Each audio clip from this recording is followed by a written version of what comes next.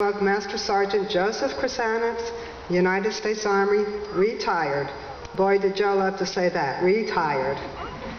I can't say that I'm happy to be here today remembering my husband, because I would much rather that he was here with us as he was every other Veterans Day. I can say, though, that I'm very proud that he's being honored in this way.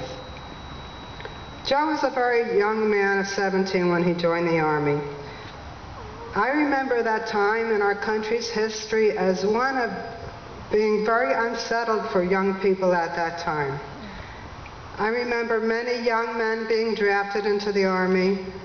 I remember many people fleeing our country to avoid being drafted.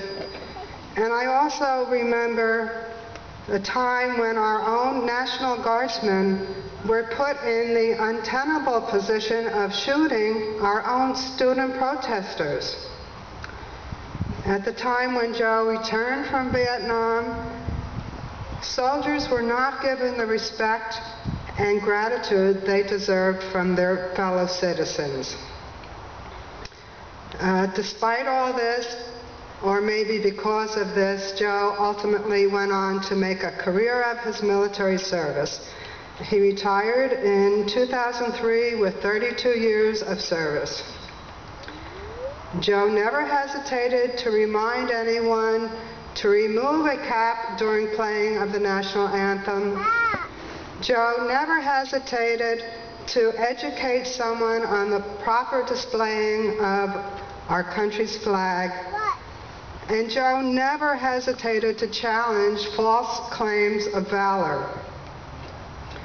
Joe gave his youth to Vietnam.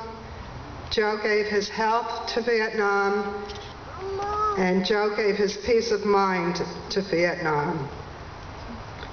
When you remember my husband, please remember him as a loving and supportive husband, father, and grandfather.